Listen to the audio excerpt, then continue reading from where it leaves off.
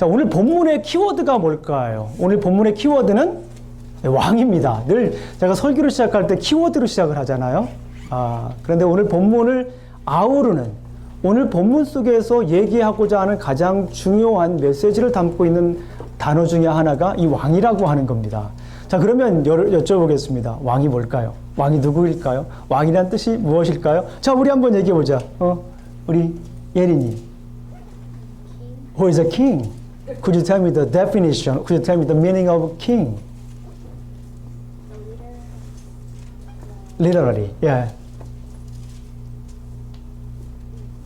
그래. 예, 맞습니다. 예. 자, 왕이라고 하는 그 사람은 사전적 의미를 보게 되면 국가를 대표하는 최고의 통치자다. 이렇게 우리가 알 수가 있습니다. 군주국가에서 사실은 말하는 거죠. 왕이라고 하는 것은요. 국가를 대표하는 최고의 통치자다라고 이렇게 말씀을 하고 있습니다. 그런데 오늘 본문에서 이 왕이라고 하는 단어의 의미는 조금 다른 의미로 사용되는 것 같습니다. 자, 따라해 보겠습니다. 하나님의 통치대리자. 하나님의 통치대리자. 예, 왕이라고 하는 것은 하나님의 통치대리자입니다.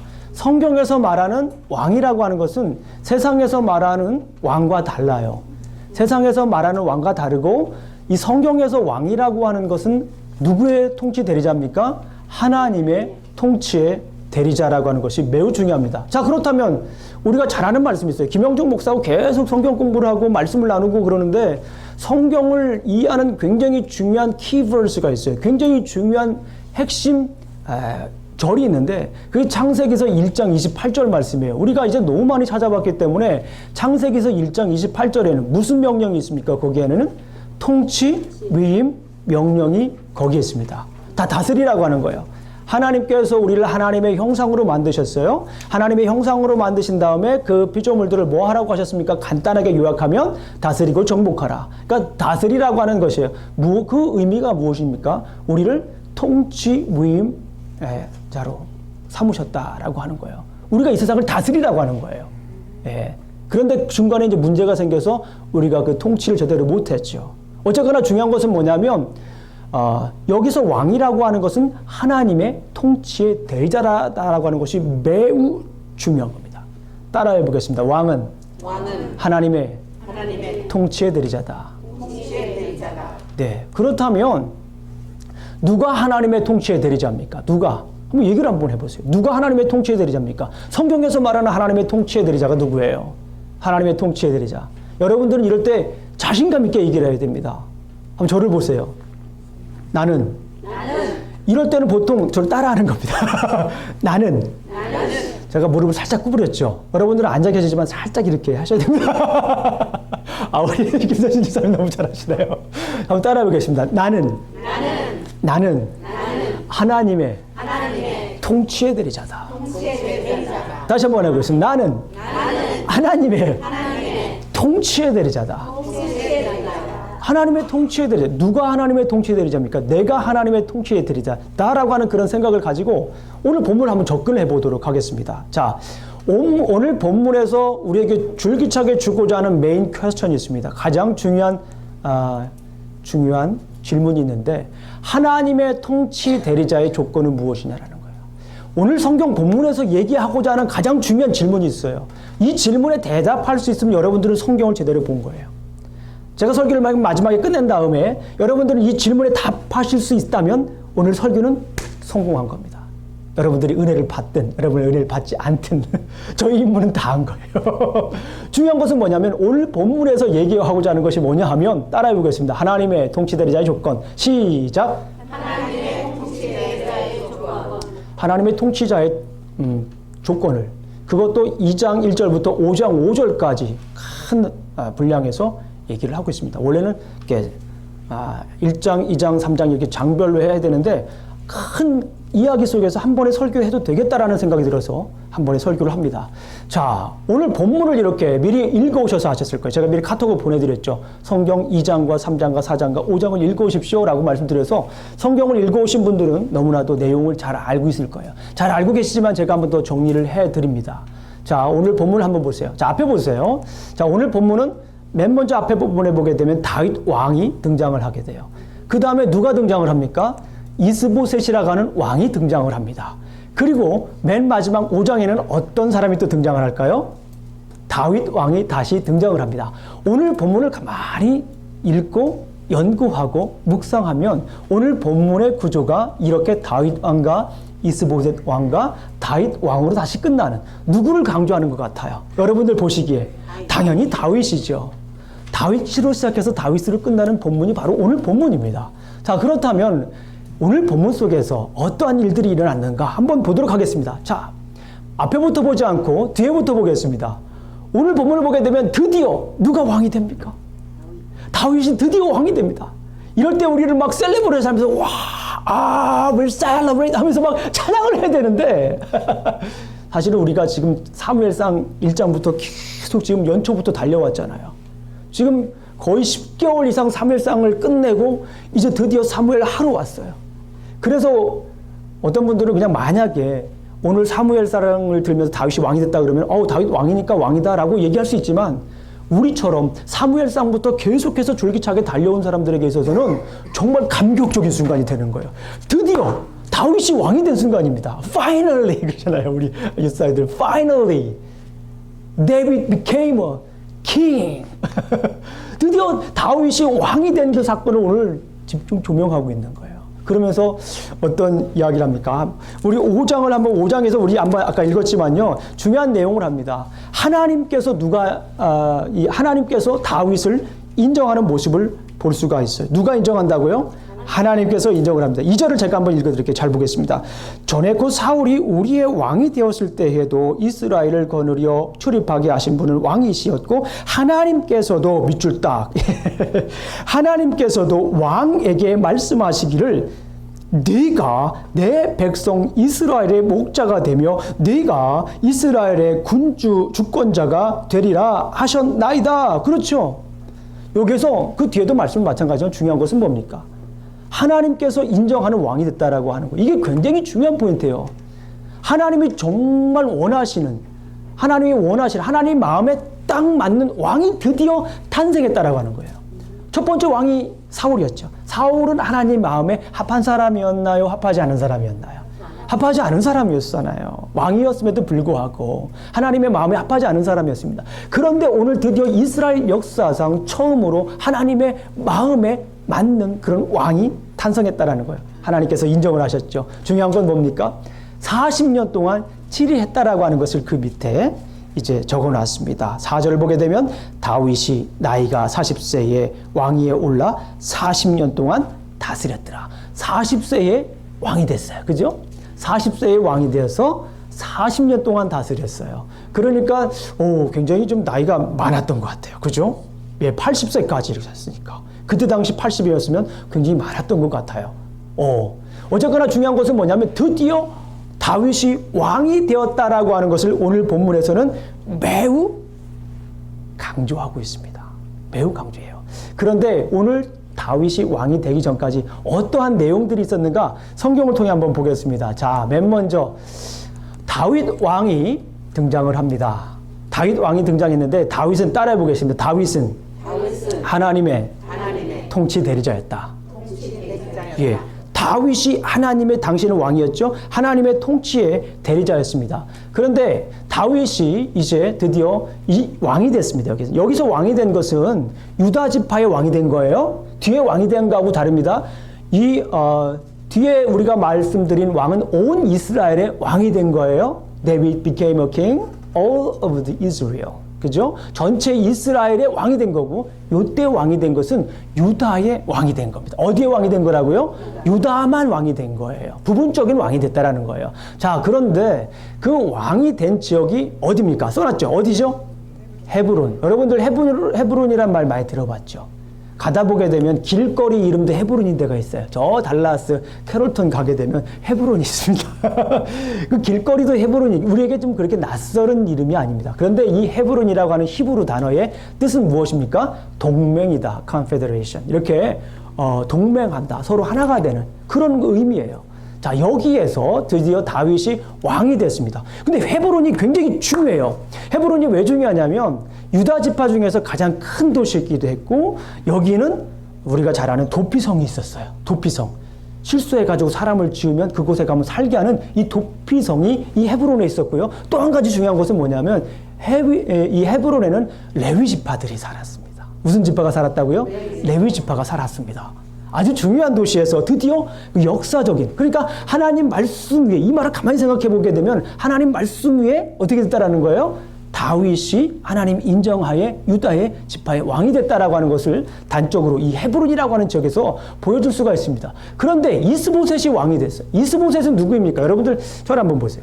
이스보셋은 여러분들이 조금 낯설은 인물일 수가 있어요. 이스보셋은 누구냐면 누구의 아들입니까? 사울. 오, 이렇게 잘하세요. 사울 왕의 아들입니다. 사울 왕의 아들이에요. 사울이 죽고 나서 이제 사울 아들 이스보셋이 왕이 되었습니다. 물론 그 전에는 아브넬이라고 하는 장군이 이렇게 군정을 했죠. 그러다가 이제 이스보셋이 왕이 됐습니다. 근데 이스보셋이 왕이 된 지역도 여러분들 매우 중요합니다. 어디라고 써 있습니까? 앞에 보게 되면 마하나임입니다. 여러분들 마하나임 하면 잘 떠오르는 성경 구절 있어요. 어디죠? 창세기 32장. 야곱이 누구를 만나러 갑니까? 에서를 만나러 갑니다. 에서를 만나러 가는 도중에 하나님의 군대를 만나요. 그죠? 하나님의 군대를 만났는데 이 두 쪽입니다. 투 캠프. 두 쪽이 두 진영으로 이렇게 쫙 인도하는 거예요. 얼마나 멋있습니까? 그래서 이제 우리가 보통 마하나임 하게 되면 히브리 원어로 하나님의 군대라고 이렇게 알고 있어요. 그런데 원래 히브리 원어의 의미는 두 진영이란 뜻입니다. 투 캠프. 그러니까 사실 마하나임이라고 하는 지역을 가만히 보게 되면 이미 여기에는 나라가 갈려있다라고 하는 것을 두 개라고 하는 것을 지금 강조하고 있다는 거예요. 히브리 원어를 보게 되면 여기에서 지금 이스보셋은, 자, 다윗은 이 헤브론에서 뭐예요? 결국에는 다윗이 하나로 이렇게 통일할 것이다라고 하는 거기 임플리케이션, 거기 암시가 돼 있어요. 그리고 이스보셋은 결국 나라 부분적인 왕이다라고 하는 것을 여기서 단적으로 얘기를 해주고 있습니다. 자, 그런데 자, 여기서 다윗 왕에게 있어서 다윗의 오른팔의 역할을 한 사람이 있습니다. 왕이면 왕이 모든 걸 다 하지 않잖아요. 왕에게 누가 있습니까? 항상 장수가 있어요. 그런데 다윗에게 장수가 있었는데 그 장수의 이름하여 요압이다. 따라해 보겠습니다. 요압. 예, 요압은 굉장히 중요한 사람이에요. 그 뒤에 가도 계속 요압이 등장을 해요. 그러니까 앞으로 잘 기억하셔야 됩니다. 요압이라고 하는 장군이 있었습니다. 그리고 아까도 말씀을 드렸지만 이 요압에게는 두 명의 형제가 있었어요. 따라해 보세요. 아사헬. 그 다음에 아비세. 예, 여러분들 오늘 처음 들어보는 이름도 아마 있을 거예요. 익숙하지 않은 그런 이름들이 있을 겁니다. 따라해보세요. 아사헬. 아비세. 근데 아비세는 여러분들 기억날 거예요. 26장을 보게 되면, 사무엘상 26장을 보게 되면 다윗이 정탐을 하러 가는데 누가 갈래? 그러니까 누가 가기로 했습니까? 아비세. 그때 그 아비세입니다. 그 아비세가 같이 이제 다윗의 장군으로서 역할을 하게 돼요. 자, 그렇다면 이스보셋의 장군은 누구였을까요? 아브넬이라고 하는 장군입니다. 따라 보겠습니다. 아브넬. 아브넬이라고 하는 장군의 이름이죠. 그리고 이스보셋에게는 장군이 더 있었는데, 사람들이 있었는데, 레갑과 바하나라는 사람이 있었습니다. 자, 이 사람들의 이름을 알아야 여러분들 오늘 본문을 이해할 수 있어요. 제가 오늘 간단하게 설명을 하겠습니다.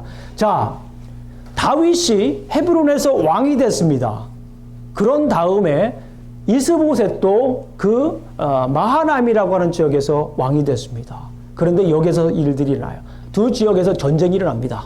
전쟁이 일어나는데 왕과 왕이 전쟁을 하지 않고 먼저 요압 장군과 아사엘과 아비세, 그리고 아브넬 장군과 전쟁을 하게 돼요. 전쟁을 하게 되는데 아브넬 장군이 제안을 합니다. 우리가 전면전을 하지 말고 몇 명씩 싸우자고 얘기합니까? 12명씩 싸우자고 합니다. 12명씩 싸워가지고 그 12명씩 싸워요. 싸웁니다. 그 싸움 중에 이제 아사헬이라고 하는 그 장수가 적장인 이 아브넬 장군을 쫓아갑니다. 쫓아가서 죽이려고 해요. 그러니까 아브넬 장군이 뭐라고 얘기를 하죠? 따라오지 말라는 거예요. 장수와 장수는 누가 힘이 센지 알아요. 서로 압니다. 그 사람이 칼을 뽑는 거 아니면 그 기품을 보게 되면 기라는 게 있어요. 기라는 게. 그러니까 잘하는 사람들끼리는 이렇게 딱 서게 되면 서로 아는 게 있어요. 그렇잖아요. 그런데 이 아브넬 장군이 딱 보니까 나의 적수가 되질 않는 거예요. 딱 보니까. 그런데 이 아사엘은 기어이 쫓아가서 죽이고 싶은 마음에 불사했던 것 같아요. 제가 보니까 성경에 써있질 않지만 실력은 되질 않아요. 그러나 죽이고 싶은 마음이 많았던 거예요. 그래서 따라갑니다. 그러나 아브넬은 그 모습을 알고 죽이고 싶지는 않은 거예요. 그래서 따라오지 말라고 합니다. 그래도 따라오니까 어떻게 해요? 창으로 찌르지 않고 성경을 보게 되면 창의 어디를 찌릅니까? 그렇죠. 어떻게 잘 아세요? 창의 뒤로 찔렀는데 아사엘이 죽었습니까? 안 죽었습니까? 죽었어요. 창의 뒤로 찔렀는데도 죽었어요. 왜 그러는지 성경에 얘기를 하지 않기 때문에 자세히는 몰라요. 그러나 중요한 것은 아브넬은 죽일 의도가 없었다라는 거예요. 죽일 의도가 없었는데 결국에는 죽게 됩니다. 죽게 되는 사건이 일어났어요. 그리고 나서 뒤에 이제 그 사건 이후에 다시 사람들이 전쟁의 결과를 서로 얘기를 합니다. 그런데 성경을 잘 읽어보시면 아시겠지만은 이제 이스라엘 진영은 어떻게 됩니까? 이스라엘 진영에서는 이제 19명밖에 죽질 않아요. 그리고 아사헬 죽어요. 그런데 그 이스보셋의 진영은 360명이나 죽게 됩니다. 그런 이야기를 쭉 하면서 3장 1절을 한번 읽어보겠습니다. 3장 1절 한번 읽어보겠습니다. 3장 1절 중요하니까 한번 읽어보겠습니다. 자, 우리 다 같이 사무엘하 3장 1절을 다 같이 한번 읽어보도록 하겠습니다. 자, 준비되셨나요? 자, 밑줄을 그으시고 시작. 사울의 집과 다윗의 집 사이에 전쟁이 오래매 다윗은 점점 강하여 가고 사울의 집은 점점 약하가니라. 여기서 볼 수 있듯이 이제 점점 다윗의 집은 강해지고 사울의 집은 점점 약해지는 그런 모습입니다. 이것을 우리가 옆에다 써놓으세요. 대세다. 대세. 이게 당시 대세였습니다. 이게 흐름이었어요. 누구나 다 아는 대세였던 것 같아요. 그런데 여기서 정말 중요한 것은 뭐냐면 다윗이 여기에서 자기 능력을 과시하지 않아요. 중요한 포인트예요. 여기에서 지금 대세가 지금 다윗으로 흘렀기 때문에 다윗이 거기에서 공격을 하고 완전히 다 이길 수 있었음에도 불구하고 여전히 지금 다윗은 하나님의 뜻을 기다리고 있는 거예요. 이 성경 본문에는 전쟁이 두 번 정도 나와 있는데 사실은 7년 동안 있었으니까 얼마나 많은 전쟁이 있겠어요. 그렇죠? 그러나 절대로 다윗은 먼저 자기가 나가질 않아요. 오늘 본문을 보게 되면. 과시하지 않습니다. 다윗의 아들들은 결국 그리고 보니까 3장 1절에 보니까 누구들의 3장 그 2절부터 누구들의 아들이 나와요? 다윗의 아들들. 자, 다윗의 아들들을 괜히 썼을까요? 왜 썼을까요? 다윗의 가문이 어떻게 하다라는 걸 지금 계속 승승장구하고 있다. 자손이 계속 많아지고 있다. 승승장구하고 있다라고 하는 것을 계속 보여주는 거예요. 다윗의 아들이 몇 명이에요? 19명이에요. 승승장구하고 있다라고 하는 것을 계속 지금 보여주고 있어요. 지금 기울고 있다라는 거예요. 다윗 쪽으로 계속 그 전세가 기울고 있다라는 겁니다. 그런데 이때 아주 중요한 사건이 일어납니다. 중요한 사건이 일어나요. 자, 이스보셋의 오른팔은 누구였어요? 자, 얘기해 보세요. 이스보셋의 아니면 앞에 보시고. 자, 이게 중요해요. 이름을 익히는 것이. 자, 이스보셋의 오른팔은 누구였습니까? 아브넬이었습니다. 아브넬의 아버지는 누구였을까요? 아부였죠. 아, 자, 넬이겠죠. 넬. 왜냐하면 히브리어로 아부라고 하는 말이 아버지란 뜻이에요. 그러니까 넬. 나의 아버지는 넬이다. 그 이름이에요. 아브넬이라는 뜻이 나의 아버지는 넬이다. 그러니까 아버지 이름이 뭐예요? 넬이라는 뜻입니다. 어쨌거나 중요한 것은 뭐냐면 여기에서 이 아브넬 장군이 이스보셋을 어떻게 합니까? 배신해요. 왜 배신합니까? 이스보셋이 자기의 아버지 사울에 관한 얘기를 해요. 이스보셋이 이 아브넬 장군을 추궁합니다.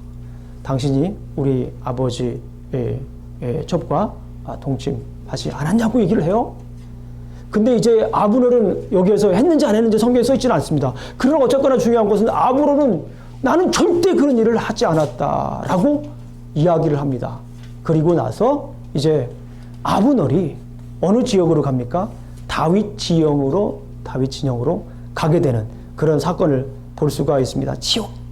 장수로서 치욕적인 사건을 당하고 나서 결국에는 이제 아브넬은 다윗으로 가게 돼요. 다윗 쪽으로 가게 되고 이제 다윗 쪽으로 갔는데 여기에서 또 사건이 또 일어나는 거예요.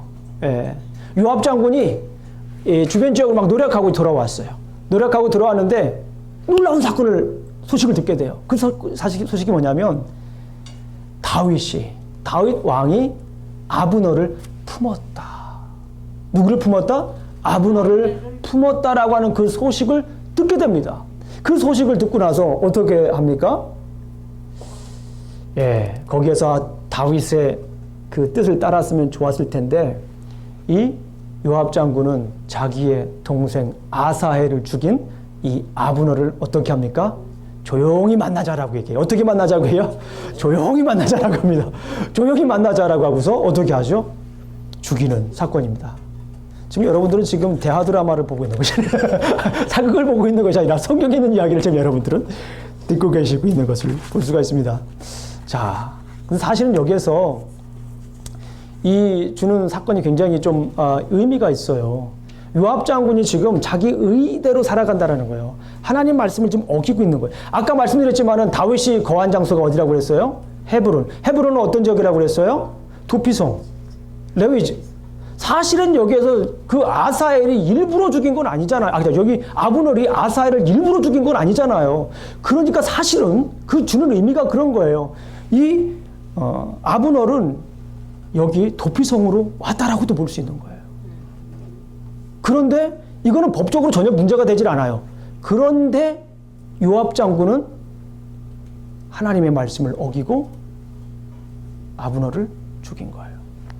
그러니까 여기는 다윗의 뜻이 개입되지 않았다라고 하는 것을 여기서 보여주고 있는 사건이다라는 것을 볼 수가 있습니다. 그런데 여기서 끝나는 것이 아니에요. 오늘 얘기가 굉장히 길죠. 여기서 끝나는 것이 아니라 여기에서 이 레갑과 바하나라고 하는 사람이 등장을 합니다. 이 등장을 해가지고 결국에는 어떻게 합니까? 누구를 죽입니까? 이스보셋을 죽입니다. 이스보셋을 죽여요. 그리고 나서 이스보셋을 죽이고 그 이스보셋의 죽음을 목을 가지고 누구에게 옵니까? 다윗에게 옵니다. 다윗이 받아줬을까요? 안 받아줬을까요? 다윗은 우리가 1장에서도 봤지만 사울을 그 죽음을 애도한 사람이에요. 그렇죠? 사울을 죽였다고 해서 거짓말한 사람을 처형했던 사람입니다. 그만큼 뭐예요? 다윗은 하나님 앞에 떳떳한 사람이에요. 다윗이 왕이 되기까지 정말 하나님이 하게 하신 그 전쟁을 이룬 거지 자기 사욕을 채우기 위한 전쟁을 한 사람이 아니라고 하는 것을 지금 계속해서 보여주고 있는 거예요. 자, 드디어 그리고 다윗은 왕이 되었습니다. 자, 오늘 본문 내용의 말씀 이렇게 요약할 수가 있어요. 다윗은 전쟁에서 승리함으로 온 이스라엘의 왕이 되었다. 너무 간단하죠. 굉장히 긴 이야기입니다. 2장부터 5장까지 있는 얘기를 간단하게 요약했어요. 따라해보겠습니다. 다윗은 전쟁에서 승리함으로 온 이스라엘의 왕이 되었다. 아멘? 자, 이거 목사님 이걸 가지고 무슨 또 말씀을 전하려고 그러나요? 또 이렇게 얘기할 수가 있습니다. 그런데 여기서 정말 중요한 영적 진리가 있습니다. 자, 한번 보시겠습니다. 하나님의 통치 명령 위임자는 영적 전쟁에서 승리해야 된다. 아멘? 한번 따라해 보겠습니다. 시작. 하나님의 통치 위임자는 영적 전쟁에서 승리해야 된다. 우리가 뭐라고 했습니까? 우리는 통치 위임자, 우리 통치 대리자예요. 그럼 우리도 전쟁을 해야 됩니다. 근데 우리 전쟁을 하는데 막 가서 피지컬하게 우리가 막 싸우고 막 가서 그리스도는 싸우면 안 돼요. 네. 저기 맞아요. 그냥 차라리 맞으세요. 그게 낫습니다. 맷집을 길러야 돼. 그리스도인들은 싸움의 기술을 배우는 게 아니라 맷집을 길러야 돼. 그리스도인. 이게 기독교적인 성경적인 가치관입니다. 제 말이 틀렸습니까? 맞아요. 성경에 뭐라고 써 있습니까? Love your enemies and pray for those who persecute you. 거의 맞았습니다. 너희 원수를 사랑하고 너를 핍박하는 자를 위해서 기도하라는 거예요. 그리고 그 말도 맞아요. 오늘 뺨 때리면 뺨 좀 때리고. 한 번 때릴 때는 세게 때렸지만 두 번 때릴 때 미안하겠죠. 이게 성경의 진리예요. 그러나 중요한 건 뭘 말씀을 하나님의 통치 위임 명령자는 영적 전쟁에서 뭐 해야 된다라고 하는 거예요? 승리해야 돼. 지금 피지컬한 전쟁이 아니라는 거예요. 영적 무슨 전쟁입니까? 영적 전쟁이 굉장히 중요한 거예요. 하나님의 통치 위임자 누구예요? 나는 다윗처럼 승리를 해야 돼요. 다윗은 피지컬하게 싸웠지만 오늘날 우리는 뭐예요? 여기 주신 본문에 주신 말씀이 뭡니까? 영적으로 뭐 해야 됩니까? 승리를 해야 된다라고 하는 것을 우리가 알 수가 있습니다. 그런데 중요한 것은 하나님의 통치 위임 명령을 받은 우리도 진정한 통치 위임 명령을 수행하기 위해서는 반드시 거쳐야 하는 과정이 있습니다. 하나님의 통치 대리자의 조건은 뭡니까? 영적 싸움에서 이겨야 된다라고 하는 거예요. 이렇게 대답을 할 수 있는데, 자, 과정이 있습니다. 그런데 영적 전쟁은 우리가 생각하는 것보다 훨씬 뭐합니까? 잔인해요. 훨씬 더 그리고 뭐합니까? 교묘합니다. 그 결과가 우리가 생각하는 것보다 훨씬 더 비참하고 처참합니다. 그래서 우리가 승리하기 위해서 먼저 우리는 누구의 전략을 알아야 될까요? 마귀의 전략, 사탄의 전략을 우리가 알아야 돼요. 영적 전쟁은요, 우리가 피지컬하게 싸우는 게 아니라고 그랬습니다. 약한 영들과의 싸움입니다. 그래서 그 사탄의 전략을 우리가 좀 살펴볼 필요가 있습니다. 자, 마귀의 전략을 한번 제가 살펴봤어요. 생각을 해봤습니다. 마귀의 전략, 첫 번째, 우리의 약점을 파고든다. 따라해보세요. 마귀는 우리의 약점을 파고든다. 약점을 파악하는 게 아니라 이 마귀는 우리의 약점을 파고들여요. 집요하게. 우리의 약점을 너무 잘 알아요. 나보다 더 잘 아는 게 마귀인 것 같아요. 제가 영적 싸움을 해보니까 저의 약점을 너무 잘 알고 건드려요. 약점을 건드리면 어떻게 할까요? 넘어지기 쉬워요.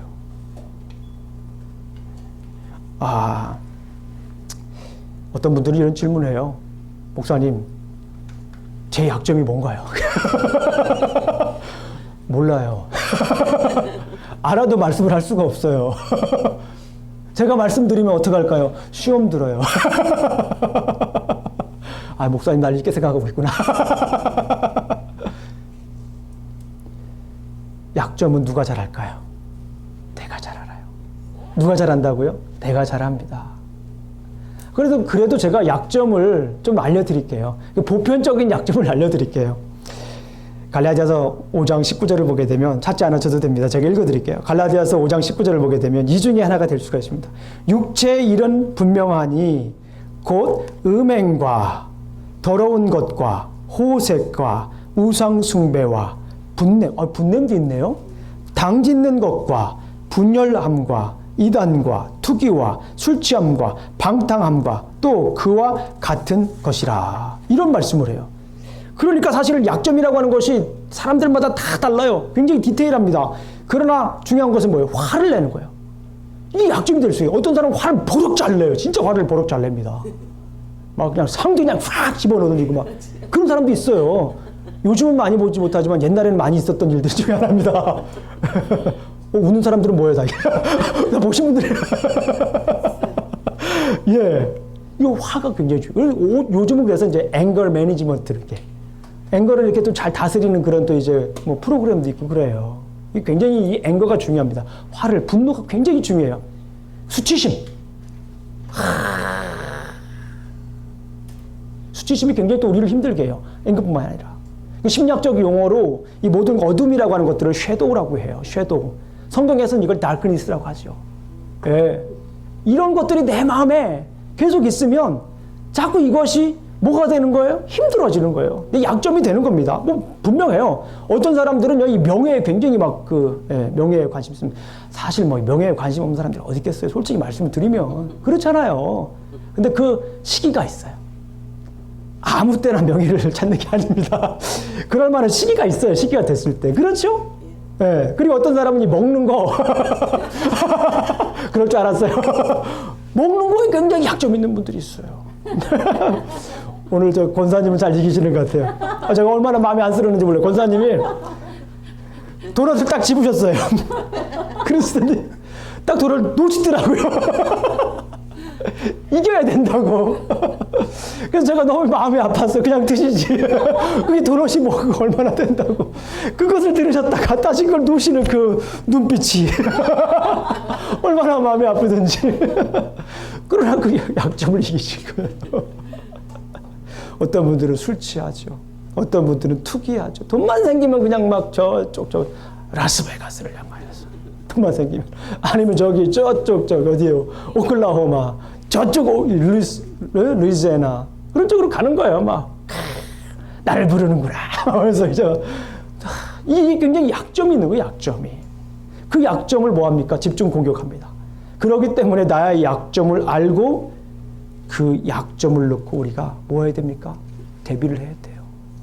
대비를 해야 돼요. 나의 약점을 아는 것이 굉장히 중요한 겁니다. 나의 약점. 내가 뭐에 약하나. 한번 곰곰이 한번 생각을 해보십시오. 이 약점을 알게 되면 우리가 승리하기 위한 아주 좋은 전략과 전술이 될 수가 있습니다. 두 번째로 보게 되면 정말 이것도 힘든 거고 어려운 건데요. 마귀의 전략은 약점을 파고드는데 그냥 이렇게 약점을 파고드는데 교묘하게, 은밀하게, 따라해보세요. 은밀하게. 더 크게, 은밀하게. 영화 제목 같죠? 네, 은밀하게, 교묘하게 이렇게 파고드는 거예요. 그러니까 내가 지금 영적 싸움을 하고 있는지 없는지 그 상황 자체를 내가 뭐 하는 거예요? 인식을 하지 못하는 거예요. 싸움 자체를 내가 인식하지 못해. 이게 영적 싸움을 하는 건가 아닌 건가 라고 인식 자체를 못하는 거예요. 아주 교묘하게 들어와 있는, 어느새 와보면 이만큼 들어와 있는 거예요. 내 자리에. 그러니까 우리가 이 은밀하게 들어왔다라고 하는 것을 알아차렸을 때 우리는 뭐 해야 됩니까? 마귀와의 싸움에서 우리는 선전포고를 해야 돼요. 전쟁이 일어났을 때는 막 대포 날아다니고 막 국가 대 국가를 막 선전포고를 하니까 이 전쟁인가 보다 한다라고 생각 알잖아요. 와, 전쟁 났대, 뭐 전쟁 끝났대 다 얘기를 하잖아요. 그러는 것처럼 전쟁이 전쟁이라고 하는 것을 우리가 선포해야 돼요. 전쟁이라고 하는 걸 우리가 알고서 야, 지금 이제 전쟁이 시작됐구나라고 하는 것을 우리가 선포를 해야 됩니다. 그래야 우리가 그 싸움에서 이길 수가 있는 거예요. 영적 전쟁에서 승리하기 위해서 우리 영적 전쟁이 시작됐다는 것을 우리가 알아야 됩니다. 그리고 영적 전쟁이 시작됐음을 우리가 어떻게 해야 됩니까? 선포해야 됩니다. 선포해야 돼요. 자, 그러면 이 마귀와의 그 영적 전쟁에서 우리가 승리할 수 있는 그 전략, 전술, strategies and skills 혹은 무기를 제가 한번 생각해 봤습니다. 가장 중요한 것은 뭡니까? 여러분들 잘 아셔요. 너무 잘 아세요. 아이, 목사님 또 얘기하시네요. 라고 또 할 수 있어요. 뭡니까? 말씀으로, 일단은 말씀으로 우리가 힘써 싸워서 이겨야 됩니다. 자, 한번 보겠습니다. 에베소서 6장입니다. 함께 읽겠습니다. 시작. 마귀의 관계를 능히 대적하기 위하여 하나님의 전신갑주를 입으라. 뭡니까? 하나님의 전신갑주를 입어요. 에베소서 6장은 마귀와 싸워서 이길 수 있는 방법을 우리에게 얘기해요. 이게 김영종 목사 얘기가 아닙니다. 성경 얘기예요. 뭡니까? 하나님의 전신갑주를 입으라는 거예요. The full armor of God. 하나님의 전신갑주를 입으라는 거예요. 어떤 것이 있는가? 이거 간단하게 봅니다. 시작. 우리의 씨름은 혈과 육을 상대하는 것이 아니요 통치자들과 권세자들과 이 어둠의 세상 주관자들과 하늘에 있는 악의 영들을 상대함이라. 자, 아멘. 시작. 그러므로 하나님의 전신갑주를 취하라. 이는 악한 날에 너희가 능히 대적하고 모든 일을 행한 후에 서기 위함이라. 제가 굳이 설명을 드리지 않아도 돼요. 그렇죠? 다 설명이 되어 있습니다. 자, 다음 시작. 의의 호기심을 붙이고, 네, 여기서는 이제 뭘 입어야 되는지 그 전신갑주에 대해서 좀 설명을 합니다. 뭐예요? 진리의 허리띠를 띠고 의의 호심경으로 번역되는데 옛날 성경은 흉배 앞에다 이렇게 하는 거예요. 그 다음에 평안의 복음이 준비한 것으로 신을 신고, 그 다음에 모든 것 위에 믿음의 방패를 가지고 이로써 능히, 믿음의 방패죠, 능히 약한 자의 불화사를 소멸하고 구원의 투구, 그죠? 구원의 투구입니다. 투구가 있어야 돼요. 머리 보호해야 되니까. 성령의 검곧 하나님의 말씀. 제가 새벽 예배 때도 지금 에베소서를 강의하고 있기 때문에 이 말씀을 드렸지만, 이 full armor of God, 전신 갑주 중에서 나머지는 다 이 수비용이에요. 수비용. 그렇죠? 의의 흉배, 구원의 투구, 믿음의 방패, 다 수비하는 거잖아요. 그런데 단 한 가지가 공격하는 게 있어요. 그게 뭡니까? 말씀의 칼. 말씀의 검곧 하나님의 말씀. 말씀의 검곧 하나님의 말씀이에요. 우리가 말씀으로 뭐 해야 됩니까? 말씀으로 이겨야 되는 거예요. 아멘? 말씀으로 이기실 주님의 이름으로 축원합니다. 성령의 검곧 하나님의 말씀이 있어야 돼요. 우리가 말씀을 왜 봐야 됩니까? 말씀을 알아서 말씀으로 이겨야 되는 거예요. 말씀으로 싸워가지고 뭐 말씀으로 막 마귀하고 막 이런 게 아니잖아요. 그 말씀이 내 안에 있으면 그 말씀이 그 악한 영들을 몰아내는 거예요. 이기는 거예요. 마음에 화가 나는 거 있어요. 근데 말씀을 생각하니까 화가 누그러지는 거예요. 없어지는 거예요. 할렐루야. 마음에 수치심이 있어요. 마음에 수치심이 있는데 말씀을 생각하니까, 나를 사랑하신 예수 그리스도의 그 사랑을 생각하니까 그 수치심이 아무것도 아닌 거예요. 아멘. 수치심이 크죠. 부끄러움이 있죠. 죄의 결과입니다. 창세기 3장을 보게 되면 이 모든 것들이 죄의 결과예요. 숨잖아요. 서로 모습을 보면서 창세기 2장 마지막 절에 보게 되면 벌거벗었지만 부끄러움이 없다라고 써 있어요. There is no shame. 그런데 죄를 짓고 나니까 서로의 모습을 보면서 이 수치심이 생기는 거예요. 뭡니까?